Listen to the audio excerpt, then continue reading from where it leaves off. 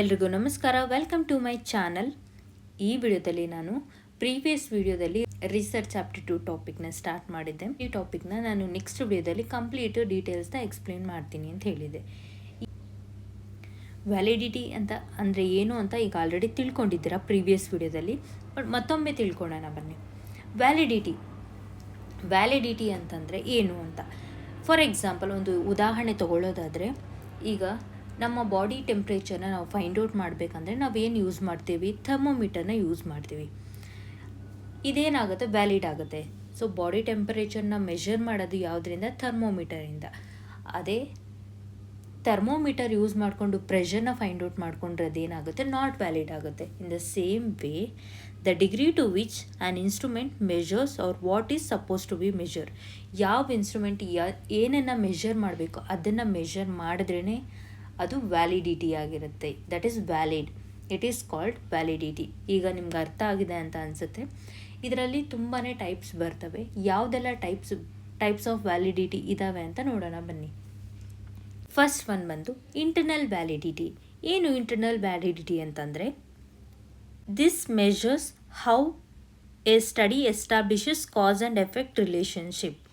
It ensures that results are due to the independent variables and not sum of outside factors compounding variable. ಇಲ್ಲಿ ಒಂದು example ತೊಗೊಂಡಿದ್ದಾರೆ ನೋಡಿ, ತುಂಬ ಚೆನ್ನಾಗಿ ಅರ್ಥ ಆಗುತ್ತೆ ಇಂಟರ್ನಲ್ ವ್ಯಾಲಿಡಿಟಿ ಅಂದರೆ ಏನು ಅಂತ. ಈಗ ಒಂದು ನ್ಯೂ ಟೀಚಿಂಗ್ ಮೆಥಡ್ನ ಇಂಟ್ರಡ್ಯೂಸ್ ಮಾಡ್ತಾರೆ ಟೀಚರು ಕ್ಲಾಸಲ್ಲಿ. ಸೊ ಅದರಿಂದ ಏನಾಗುತ್ತೆ? ಮಾರ್ಕ್ಸ್ ಜಾಸ್ತಿ ಬರುತ್ತೆ ಸ್ಟೂಡೆಂಟ್ಸ್ಗೆ. ಮಾರ್ಕ್ಸ್ ಜಾಸ್ತಿ ಬಂದಾಗ ಅದ್ರ ವ್ಯಾಲಿಡಿಟಿ ಏನಾಗಿರುತ್ತೆ? ಡ್ಯೂ ಟು ದ ಇಂಟ್ರಡ್ಯೂಸ್ ಅಂದರೆ ಹೊಸ ಒಂದು ಟೀಚಿಂಗ್ ಮೆಥಡ್ನ ಇಂಟ್ರಡ್ಯೂಸ್ ಮಾಡಿರೋದ್ರಿಂದ ಏನಾಗಿದೆ? ಮಾರ್ಕ್ಸ್ ಹೆಚ್ಚಿಗೆ ಬಂದಿದೆ. So this is internal validity. ಇಲ್ಲಿ not just because of the students studied harder at home. ಇವ್ರು ಹೇಳ್ತಾ ಇದ್ದಾರೆ ಇದ್ರ ಮೇನ್ ರೀಸನ್, ಇಂಟರ್ನಲ್ ರೀಸನ್ ಬಂದು ಏನಾಗಿರುತ್ತೆ? Because of the teaching method, not because of studied higher. ಈಗ ಸ್ಟೂಡೆಂಟ್ ಹೋಗಿ ಮನೇಲಿ ಕೂತ್ಕೊಂಡು ಚೆನ್ನಾಗಿ ಓದಿದಾದ್ಮೇಲೆ ಮಾರ್ಕ್ಸ್ ಬಂದಿರೋದ್ರಲ್ಲ. ಏನು ಇದಕ್ಕೆ ರೀಸನು ಮಾರ್ಕ್ಸ್ ಬರೋದಕ್ಕೆ ಅಂತ ತಿಳ್ಕೊಂಡಾಗ ಗೊತ್ತಾಗಿರುತ್ತೆ, ಬಿಕಾಸ್ ಆಫ್ ನ್ಯೂ ಟೀಚಿಂಗ್ ಮೆಥಡ್ನ ಇಂಟ್ರಡ್ಯೂಸ್ ಮಾಡಿದ್ದಾರೆ ಕ್ಲಾಸಲ್ಲಿ ಅಂತ. ಸೊ ಇಂಟರ್ನಲ್ ವ್ಯಾಲಿಡಿಟಿ ಅಂತಂದರೆ ಏನು ಅಂತಂದರೆ, ಇನ್ನೂ ಒಂದು ಎಕ್ಸಾಂಪಲ್ ಮೂಲಕ ಹೇಳೋದಾದರೆ, ಫಾರ್ ಎಕ್ಸಾಂಪಲ್ ಈಗ ಎಕ್ಸಸೈಸ್ ಮಾಡ್ತಾ ಇರ್ತಾರೆ. ಎಕ್ಸಸೈಸ್ ಮಾಡಬೇಕಾದ್ರೆ ಏನಾಗುತ್ತೆ? Weight loss ಆಗ್ತೀರ.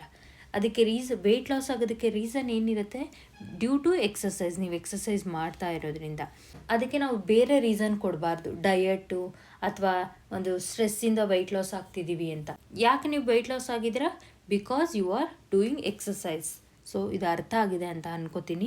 ನೆಕ್ಸ್ಟ್ ಒನ್ ಬಂತು ಎಕ್ಸ್ಟರ್ನಲ್ ವ್ಯಾಲಿಡಿಟಿ. External validity. ಏನು ಎಕ್ಸ್ಟರ್ನಲ್ ವ್ಯಾಲಿಡಿಟಿ ಅಂದರೆ, this refers to how well the students can be generalised to the other people, settings or times. ಯಾವ ರೀತಿ ಅಂತಂದರೆ ಇದು ಜನರಲ್ ಆಗಿ ಹೇಳೋವಂಥದ್ದು.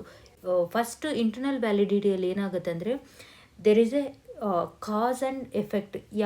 ಯಾವ ಒಂದು ವಿಷಯಕ್ಕೆ ಯಾವ ಕಾರಣಕ್ಕೆ ಈ ರೀತಿ ಆಗಿದೆ ಅಂತ ಫೈಂಡ್ ಔಟ್ ಮಾಡಿ ಹೇಳ್ತಾರೆ. ಬಟ್ ಇಲ್ಲಿ ಯಾವ ರೀತಿ ಅಂತಂದರೆ ಸ್ಪೆಸಿಫಿಕ್ ರೀಸನ್ ಇರೋದಿಲ್ಲ. ಫಾರ್ ಎಕ್ಸಾಂಪಲ್ ಇಲ್ಲಿ ಒಂದು ಉದಾಹರಣೆ ತೊಗೊಂಡಿದ್ದಾರೆ ನೋಡಿ. New teaching method help students in a particular school improve their maths skills. ಇಲ್ಲಿ ಯಾವ ರೀತಿ ಅಂದರೆ, ಒಂದು ಟೀಚಿಂಗ್ ಮೆಥಡ್ನ, ಒಂದು ಹೊಸ ಟೀಚಿಂಗ್ ಮೆಥಡ್ನ ಇಂಟ್ರಡ್ಯೂಸ್ ಮಾಡಿರ್ತಾರೆ ಒಂದು ಶಾಲೆಯಲ್ಲಿ. ಅದರಿಂದ ಏನಾಗುತ್ತೆ? ಮ್ಯಾಥ್ಸ್ ಸ್ಕಿಲ್ಸು ಇಂಪ್ರೂವ್ ಆಗುತ್ತೆ ಅಂತ.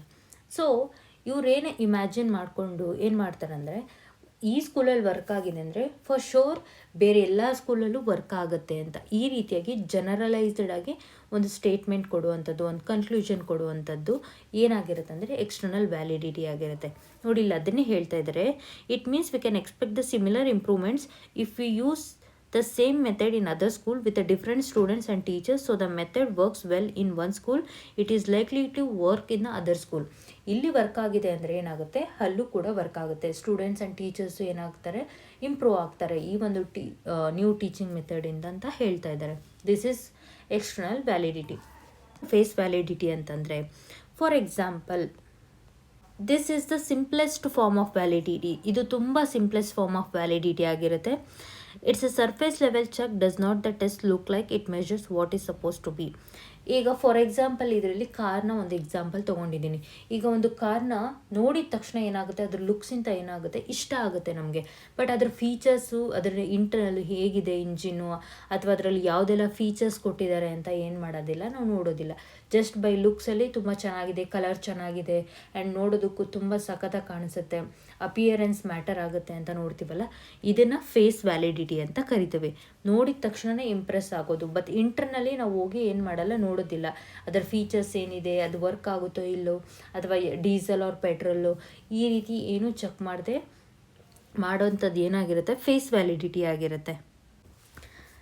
ನೆಕ್ಸ್ಟ್ ಒನ್ ಬಂದು ಕನ್ಸ್ಟ್ರಕ್ಟ್ ವ್ಯಾಲಿಡಿಟಿ ಆಗಿರುತ್ತೆ. ಕನ್ಸ್ಟ್ರಕ್ಟ್ ವ್ಯಾಲಿಡಿಟಿ ಅಂದರೆ ಏನು ಅಂದರೆ, ಇದು ಏನು ಪ್ರೀವಿಯಸ್ ಒನ್ ಫೇಸ್ ವ್ಯಾಲಿಡಿಟಿಗಿಂತ ತುಂಬ ಕಾಂಪ್ಲೆಕ್ಸ್ ಆಗಿರುತ್ತೆ. This is the most complex type.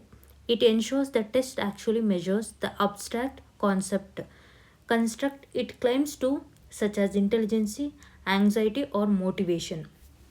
ಇದು ಯಾವ ರೀತಿ ಅಂತಂದರೆ, ಫೇಸ್ ವ್ಯಾಲಿಡಿಟಿ ಬಂದು ಎಕ್ಸ್ಟರ್ನಲ್ ಅಪಿಯರೆನ್ಸ್ ಅಲ್ವಾ, ಇದು ಆ ರೀತಿಯಾಗಿರಲ್ಲ. Construct validity goes deeper than a face validity. ಇದು ಯಾವ ರೀತಿ ಅಂದರೆ, ಪ್ರಾಪರಾಗಿ ಚೆಕ್ ಮಾಡುತ್ತೆ. Test truly measures the concept intended to be measure. ಏನನ್ನು ನಾವು ಮೆಜರ್ ಮಾಡಬೇಕಲ್ವಾ. ಫಾರ್ ಎಕ್ಸಾಂಪಲ್ ಆಗಲೇ ಹೇಳ್ದಾಗೆ, ಈಗ ಮಾರ್ಕ್ಸ್ ಜಾಸ್ತಿ ಬಂದಿದೆ ಅಂತಂದರೆ ಸ್ಟೂಡೆಂಟ್ಸಲ್ಲಿ ಯಾವ ರೀಸನ್ನಿಂದ ಮಾರ್ಕ್ಸ್ ಜಾಸ್ತಿ ಬಂದಿದೆ, ಅವರು ಹೊಸ ನ್ಯೂ ಟೀಚಿಂಗ್ ಮೆಥಡ್ ಯೂಸ್ ಮಾಡಿರೋದ್ರಿಂದ ಬಂದಿದೆಯಾ, ಅಥವಾ ಸ್ಟೂಡೆಂಟ್ ತುಂಬ ಹಾರ್ಡ್ ವರ್ಕ್ ಮಾಡಿ ಬಂದಿದೆಯಾ, ಈ ರೀತಿಯಾಗಿ ಸ್ಪೆಸಿಫಿಕ್ ಆಗಿ ಏನು ಮಾಡ್ತಾರೆ, ರೀಸನ್ನ ಫೈಂಡ್ ಔಟ್ ಮಾಡ್ತಾರೆ. ಸೊ ಇಲ್ಲೇನಾಗುತ್ತೆ, ಅನಾಲಿಸಿಸ್ ತುಂಬ ಜಾಸ್ತಿ ಮಾಡ್ತಾರೆ ಒಂದು ಕಾನ್ಸೆಪ್ಟಲ್ಲಿ. ಏನಕ್ಕೆ ಈ ರೀಸನ್ನಿಂದ, ಯಾವ ಕಾರಣಕ್ಕೆ ಇದು ಆಗಿದೆ ಅಂತ ಫೈಂಡ್ ಔಟ್ ಮಾಡೋದು ಬಂದು ಯಾವುದಾಗಿರುತ್ತೆ, ಕನ್ಸ್ಟ್ರಕ್ಟ್ ವ್ಯಾಲಿಡಿಟಿ ಆಗಿರುತ್ತೆ. ಇದು ಎಕ್ಸಾಂಪಲ್ನ ತೊಗೊಳ್ಳೋದಾದರೆ, ಟೀಚರ್ ಏನು ಮಾಡ್ತಾರೆ ಅಂದರೆ, ಸ್ಟೂಡೆಂಟ್ಸ್ ಕ್ರಿಯೇಟಿವಿಟಿನ ಫೈಂಡ್ ಔಟ್ ಮಾಡೋದಕ್ಕೆ ಟ್ರೈ ಮಾಡ್ತಾರೆ.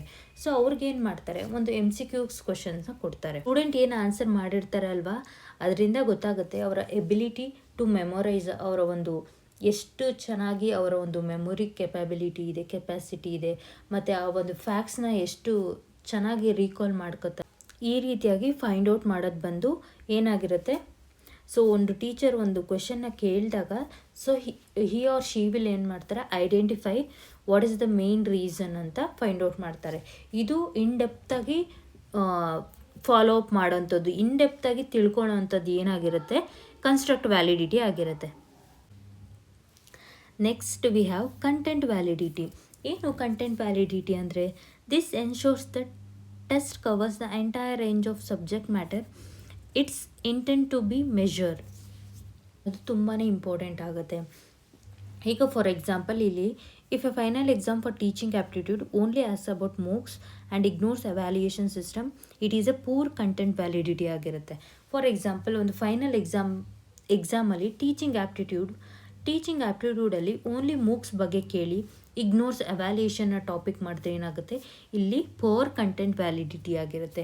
If it is high content validity ಯಾವಾಗ ಆಗುತ್ತೆ ಅಂದರೆ, ಮೂಕ್ಸ್ ಬಗ್ಗೆ ಆಗಿರ್ಬೋದು, ಎವ್ಯಾಲ್ಯೂಯೇಷನ್ ಬಗ್ಗೆ ಆಗಿರಬಹುದು, ಆ್ಯಂಡ್ ಟೀಚಿಂಗ್ ಆಪ್ಟಿಟ್ಯೂಡ್ ಡೆಫಿನೇಷನ್ಸ್, ಈ ಎಲ್ಲ ಕವರ್ ಮಾಡಿದಾಗ ಅದು ಕಂಟೆಂಟ್ ಏನಾಗಿರುತ್ತೆ, ವ್ಯಾಲಿಡ್ ಆಗಿರುತ್ತೆ. ಅದನ್ನೇ ಇಲ್ಲಿ ಹೇಳ್ತಾ ಇರೋದು content validity. So next we have conclusion validity. This focuses on whether the statistical relationship found between variables is correct. It asks if there is enough evidence to draw a conclusion. So ನೀವೊಂದು ರಿಸರ್ಚ್ನ conduct ಮಾಡ್ತಿದ್ದೀರಾ ಅಂದರೆ ಏನು ಮಾಡಬೇಕಾಗುತ್ತೆ, final ಆಗಿ ಕನ್ಕ್ಲೂಷನ್ನ ಕೊಡಬೇಕಾಗುತ್ತೆ. So ಯಾವಾಗ conclusion ಕೊಡೋದಕ್ಕೆ ಸಾಧ್ಯ ಆಗುತ್ತೆ, ಸೊ ನಿಮ್ಮ ಒಂದು ರಿಸರ್ಚ್ ಏನಾಗಿರುತ್ತೆ, ಟ್ರಸ್ಟ್ಫುಲ್ ಆಗಿರಬೇಕು, ವ್ಯಾಲಿಡ್ ಆಗಿರಬೇಕು, and based on your data ಏನು ಮಾಡಬೇಕು, ನೀವು ಕಲೆಕ್ಟ್ ಮಾಡಿರೋಂಥ ಡೇಟಾ ಮೇಲೆ ಏನು ಮಾಡಬೇಕಾಗುತ್ತೆ, ನೀವು ಕನ್ಕ್ಲೂಷನ್ನ ಕೊಡಬೇಕಾಗುತ್ತೆ. ಫಾರ್ ಎಕ್ಸಾಂಪಲ್ ಇಲ್ಲಿ ನಾನು ಟೀಚಿಂಗ್ ಮೆಥಡ್ನ ತೊಗೊಂಡಿರೋದ್ರಿಂದ ಎಕ್ಸಾಂಪಲು ಬಿಗಿನಿಂಗಲ್ಲಿ ಕನ್ಕ್ಲೂಷನ್ ವ್ಯಾಲಿಡಿಟಿ ಏನು ಮಾಡ್ತಾರೆ, ಚೆಕ್ ಮಾಡ್ತಾರೆ. ಈ ಒಂದು ಟೀಚಿಂಗ್ ಮೆಥಡು ಟ್ರಸ್ಟ್ ವರ್ದಿ ಆಗಿದೆಯಾ, yes it is right or wrong ಅಂತ ಡಿಸೈಡ್ ಮಾಡ್ತಾರೆ. ನೆಕ್ಸ್ಟ್ ಏನು ಮಾಡ್ತಾರೆ, ಎಸ್, ಈ ಒಂದು ಕನ್ಕ್ಲೂಷನ್ನು ಏನು ಕೊಡ್ತಾರೆ ಅಂದರೆ ಫೈನಲ್ ಆಗಿ, is this teaching method is working or not, work ಆದರೆ ಎಷ್ಟು ಪರ್ಸೆಂಟ್ವರೆಗೂ ವರ್ಕ್ ಆಗ್ತಾ ಇದೆ ಅಂತ ಒಂದು ಸ್ಟ್ಯಾಟಿಸ್ಟಿಕಲ್ ಡೇಟಾ ಕೊಡ್ತಾರಲ್ವ, ಅದು ಬಂದು ಏನಾಗಿರುತ್ತೆ, ಕನ್ಕ್ಲೂಷನ್ ವ್ಯಾಲಿಡಿಟಿ ಆಗಿರುತ್ತೆ. Ecological validity, a subset of external validity, this looks whether the results apply to real life things. So ಇದೇನಾಗಿರುತ್ತೆ, subset of external validity. Next ಬಂದು ಏನಾಗಿರುತ್ತೆ, ಎಕಲಾಜಿಕಲ್ ವ್ಯಾಲಿಡಿಟಿ. ಇದನ್ನು ಇದು ಎಕಲಾಜಿಕಲ್ ವ್ಯಾಲಿಡಿಟಿ ಏನು ಅಂತಂದರೆ, can we apply this results in real life settings, ಇದನ್ನು ನಾವು real ಲೈಫಲ್ಲಿ ಅಪ್ಲೈ ಮಾಡಿ ನೋಡಬಹುದಾ ಅನ್ನೋ ಚೆಕ್ ಮಾಡೋದು ಯಾವುದಾಗಿರುತ್ತೆ, ಎಕಲಾಜಿಕಲ್ ವ್ಯಾಲಿಡಿಟಿ ಆಗಿರುತ್ತೆ.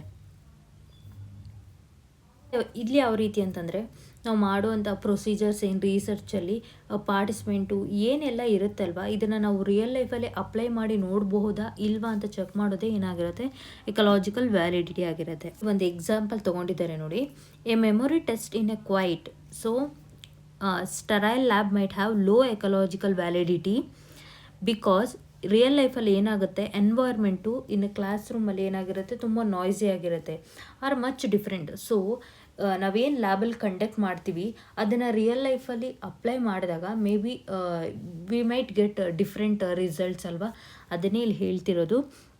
A memory test in a quiet sterile lab might have low ecological validity because in real ಲೈಫಲ್ಲಿ ಏನಾಗುತ್ತೆ, ಎನ್ವೈರ್ಮೆಂಟ್ ತುಂಬ ನಾಯ್ಸಿ ಆಗಿರೋದ್ರಿಂದ ಏನು ಲ್ಯಾಬಲ್ಲೂ ಮತ್ತು ರಿಯಲ್ ಲೈಫಲ್ಲೂ ಡಿಫ್ರೆನ್ಸ್ ಇರುತ್ತೆ.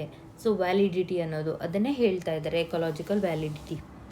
ಸೊ ಪೋಸ್ಟ್ ಡಿಕ್ಟಿವ್ ವ್ಯಾಲಿಡಿಟಿ ಅಂದರೆ, this assesses how well a test score relates to an outcome that has already happened. ಅಂದರೆ ಆಲ್ರೆಡಿ ಪಾಸ್ಟಲ್ಲಿ ಇವೆಂಟ್ ಅಥವಾ ಒಂದು ಇನ್ಸಿಡೆಂಟ್, ಒಂದು ಸಿಚುವೇಶನ್ ನಡೆದೋಗಿದೆ, ಅದನ್ನು ಟೆಸ್ಟ್ ಮಾಡೋದೇನಾಗುತ್ತೆ, ಪೋಸ್ಟ್ ಡಿಕ್ಟಿವ್ ವ್ಯಾಲಿಡಿಟಿ ಆಗಿರುತ್ತೆ. ಫಾರ್ ಎಕ್ಸಾಂಪಲ್ ಇಲ್ಲಿ giving a personality test to a group of people who have already been fired to see if the test could have identified their workplace behaviour issues in the past. So ಇಲ್ಲಿ already fire ಆಗಿರೋರಿಗೆ ಒಂದು test ಕೊಡ್ತಾ ಇದ್ದಾರೆ. ಏನಕ್ಕೆ ಅಂತಂದರೆ, ಅವರ ಒಂದು work place behaviour issues ಏನೇನಿದೆ ಅಂತ ಐಡೆಂಟಿಫೈ ಮಾಡೋದಕ್ಕೋಸ್ಕರ ಏನು ಮಾಡೋದು, ಇದು post ಡಿಕ್ಟಿವ್ validity.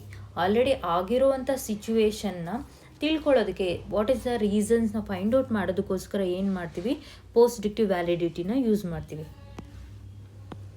Next we have convergent validity, a part of the construct validity. ಇದು ಒಂದು part of the construct validity ಆಗಿರುತ್ತೆ. This shows that two tests that should be related actually are related. For example ಇಲ್ಲೇನಂತಂದರೆ, convergent ಅಂದರೆ like two things. For example if you are using two methods, ಎರಡು ಮೆಥಡ್ನ use ಮಾಡ್ತೀವಿ ಅಂತಂದರೆ we will ಇಲ್ಲಿ ಯಾವ ರೀತಿ expect ಮಾಡ್ತಾರೆ ಅಂದರೆ, ಸಿಮಿಲರ್ ರಿಸಲ್ಟ್ಸ್ನ ಬರಬೇಕು ಅಂತ. ಫಾರ್ ಎಕ್ಸಾಂಪಲ್ ಇಲ್ಲಿ ಕಾನ್ವರ್ಜೆಂಟ್ಗೆ ಯಾವ ಒಂದು ಎಕ್ಸಾಂಪಲ್ನ ಕೊಡ್ಬೋದಾದರೆ, ಈಗ ಕಂಪ್ನಿಯಲ್ಲಿ ಒಂದು ಎಂಪ್ಲಾಯಿ ವರ್ಕ್ ಮಾಡ್ತಿರ್ತಾರಲ್ವ ಎಂಪ್ಲಾಯೀಸು, ಅವರ ಒಂದು ಸ್ಯಾಟಿಸ್ಫ್ಯಾಕ್ಷನ್ ಲೆವೆಲ್ನ ತಿಳ್ಕೊಳ್ಳೋದಕ್ಕೆ ಏನು ಮಾಡ್ತಾರೆ, ಒಂದು ರಿಸರ್ಚ್ನ ಕಂಡಕ್ಟ್ ಮಾಡ್ತೀವಿ. ಒಂದು ಡೇಟಾ ಕ್ವೆಶನರಿ ಆಗಿರುತ್ತೆ, ಇನ್ನೊಂದು ಬಂದು ಇಂಟರ್ವ್ಯೂಸ್ ಆಗಿರುತ್ತೆ. ಸೊ ಎಂಪ್ಲಾಯೀಸು ಎರಡೂ ಕಡೆನೂ ಪಾರ್ಟಿಸಿಪೇಟ್ ಮಾಡಬೇಕು. ಎರಡೂ ಕಡೆ ಪಾರ್ಟಿಸಿಪೇಟ್ ಮಾಡಿದಾಗ ಅವರು ಎರಡೂ ಕಡೆ ಸಿಮಿಲರ್ ಒಂದು ಒಪಿನಿಯನ್ನ ಶೇರ್ ಮಾಡ್ತಾರೆ ಅಂತಂದಾಗ ನಿಮ್ಮ ಒಂದು ಫೈನಲ್ ಆಗಿ ರಿಸಲ್ಟ್ ಏನಾಗಿರುತ್ತೆ, yes they are satisfied in this company ಅಂತ ಸಿಗುತ್ತೆ.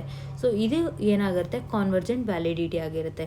ಬಿಟ್ವೀನ್ ಕ್ವೆಶನರಿ ಆ್ಯಂಡ್ ಇಂಟರ್ವ್ಯೂ ಮೆಥಡ್ಸಲ್ಲಿ ಏನಾಗುತ್ತೆ, both approaches effectively capture the same underlining concept of job satisfaction. So ಇದರಿಂದ ಏನಾಗುತ್ತೆ, ಕಾನ್ವರ್ಜೆಂಟ್ ವ್ಯಾಲಿಡಿಟಿ ಏನಾಗುತ್ತೆ, ವ್ಯಾಲಿಡ್ ಆಗುತ್ತೆ. ಸೊ ಟೂ ಡಿಫ್ರೆಂಟ್ ಮೆಥಡ್ನ ಯೂಸ್ ಮಾಡಿದಾಗಲೂ ಒಂದು ರಿಸಲ್ಟ್ ಏನಾಗಿರುತ್ತೆ, ಸೇಮ್ ಆಗಿರುತ್ತೆ. Next one is criterion validity. This measures how well one test predicts an outcome or matches another. Gold standard ಟೆಸ್ಟ್ನ ಒಂದು ಎಕ್ಸಾಂಪಲ್ ಇಲ್ಲಿ ತೊಗೊಂಡಿದ್ದಾರೆ. ಫಾರ್ ಎಕ್ಸಾಂಪಲ್ ಏನು ಕ್ರೈಟೀರಿಯನ್ ವ್ಯಾಲಿಡಿಟಿ ಅಂದರೆ, ಫಾರ್ ಎಕ್ಸಾಂಪಲ್ ಈಗ UGC ನೆಟ್ ಎಕ್ಸಾಮ್ನ ಕ್ಲಿಯರ್ ಮಾಡೋದಕ್ಕೆ 35% is the minimum criteria to clear an UGC net example, that is called criterion validity.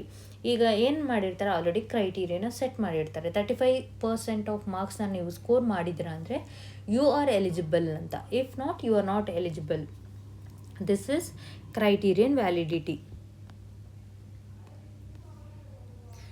So next ಒಂದು ಬಂದು ಪ್ರಿಡಿಕ್ಟಿವ್ ವ್ಯಾಲಿಡಿಟಿ ಆಗಿರುತ್ತೆ. ಏನು ಪ್ರಿಡಿಕ್ಟಿವ್ ವ್ಯಾಲಿಡಿಟಿ? ಪ್ರಿಡಿಕ್ಟಿವ್ ವ್ಯಾಲಿಡಿಟಿ ಯಾವುದರಲ್ಲಿ ಬರುತ್ತೆ ಅಂದರೆ ಕ್ರೈಟೀರಿಯನ್ ವ್ಯಾಲಿಡಿಟಿಯಲ್ಲಿ ಬರುವಂಥದ್ದು ಪ್ರಿಡಿಕ್ಟಿವ್ ವ್ಯಾಲಿಡಿಟಿ ಆಗಿದೆ. How well a test predicts the future performance. Predict ಅಂತಂದ್ರೇ ಫ್ಯೂಚರ್ನ ಪ್ರಿಡಿಕ್ಟ್ ಮಾಡೋವಂಥದ್ದು, ಫ್ಯೂಚರಲ್ಲಿ ಏನಾಗುತ್ತೆ ಅಂತ ಫೋರ್ಕಾಸ್ಟ್ ಮಾಡೋವಂಥದ್ದು ಏನಾಗಿರುತ್ತೆ, ಪ್ರಿಡಿಕ್ಟಿವ್ ವ್ಯಾಲಿಡಿಟಿ ಆಗಿರುತ್ತೆ. For example, high scores on an entrance exams like KCET or UGC NET should predict the success in a future teaching or research career. So ನಿಮ್ಮ ಒಂದು ಹೈ ಸ್ಕೋರ್ ಏನಾದರೂ ನೀವು, for example if you score 180 or 190 you will be the topper ಅಂತ ಏನು ಮಾಡ್ತೀವಿ, ನೀವು predict ಮಾಡ್ತೀವಿ. That is called predictive validity. Next ಅದರಲ್ಲೇ ಬರುವಂಥದ್ದು ಅಂದರೆ ಕ್ರೈಟೀರಿಯನ್ ವ್ಯಾಲಿಡಿಟಿಯಲ್ಲೇ ಬರುವಂಥದ್ದು ಏನಾಗಿರುತ್ತೆ, ಇನ್ನೊಂದು ಕಾನ್ಕರೆಂಟ್ ವ್ಯಾಲಿಡಿಟಿ. ಕಾನ್ಕರೆಂಟ್ ವ್ಯಾಲಿಡಿಟಿ ಅಂದರೆ how well a new test compares to well established test taken at the same time. Predictive ಒಂದು ಫ್ಯೂಚರ್ ಆಗಿರುತ್ತೆ, ಬಟ್ ಕಾನ್ಕರೆಂಟ್ ವ್ಯಾಲಿಡಿಟಿ ಬಂದು ಏನಾಗಿರುತ್ತೆ, ಎಕ್ಸಾಕ್ಟ್ ಟೈಮ್, ಈ ಒಂದು ಲೈವ್ ಕರೆಂಟ್ ಟೈಮಲ್ಲಿ ಏನು ಪ್ರಿಡಿಕ್ಟ್ ಮಾಡ್ತೀವಿ, ಏನು ಕರೆಂಟ್ ಟೈಮ್ನ ಏನಂತೀವಿ, ಕಾನ್ಕರೆಂಟ್ ವ್ಯಾಲಿಡಿಟಿ ಅಂತ ಕರಿತೀವಿ. If students take an IQ test and established one like Stanford, Binet and get similar scores, that new test has high concurrent validity. At present validity ಏನಾಗಿರುತ್ತೆ ಬಂದು ಕಾನ್ಕರೆಂಟ್ ವ್ಯಾಲಿಡಿಟಿ ಆಗಿರುತ್ತೆ.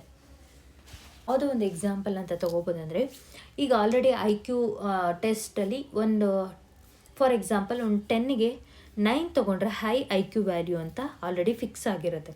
Means already ಪ್ರೀವಿಯಸಲ್ಲಿ test ಮಾಡಿರೋವಂಥದ್ದು. ಈಗ ಏನು ಮಾಡ್ತಾರೆ ಅಂದರೆ, ಈಗ ಅಟ್ ಪ್ರೆಸೆಂಟಲ್ಲಿ ಏನು ಮಾಡ್ತಾರೆ ಅಂದರೆ ಟೆಸ್ಟ್ನ ಕೊಡ್ತಾರೆ, IQ ಟೆಸ್ಟ್ನ ಕೊಟ್ಟಾಗ ಏನು ಮಾಡ್ತಾರೆ ಅಂದರೆ, ಇಫ್ ಈ scores, if the person or the students might score 9, ಆಗ ಏನಾಗುತ್ತೆ, ದ ಕಾನ್ಕರೆಂಟ್ ವ್ಯಾಲಿಡಿಟಿ ಏನಾಗುತ್ತೆ, ಇದೇನಾಗುತ್ತೆ ಅಂತಂದರೆ, this shows that the new test is accurately measuring what is suppose to be measure and it can be trusted in the given reliable results ಆಗಿರುತ್ತೆ. ಇಲ್ಲಿ ಏನು test ಕೊಟ್ಟಿರ್ತಾರಲ್ವಾ ಅದು ರಿಲಯಬಲ್ ರಿಸಲ್ಟ್ ಆಗಿರುತ್ತೆ. So that is called concurrent validity. I hope validity, ಈ ಎಲ್ಲ types of validity ನಿಮಗೆ ಅರ್ಥ ಆಗಿದೆ ಅಂತ ಭಾವಿಸ್ತೀನಿ. ಇನ್ನು ಈ ವಿಡಿಯೋ ನಿಮಗೆ ಇಷ್ಟ ಆದರೆ ಲೈಕ್ ಮಾಡಿ, ಶೇರ್ ಮಾಡಿ, ಸಬ್ಸ್ಕ್ರೈಬ್ ಮಾಡ್ಕೊಳ್ಳಿ. Thank you for watching this video. ಸಿಗೋಣ ನೆಕ್ಸ್ಟ್ ವಿಡಿಯೋದಲ್ಲಿ.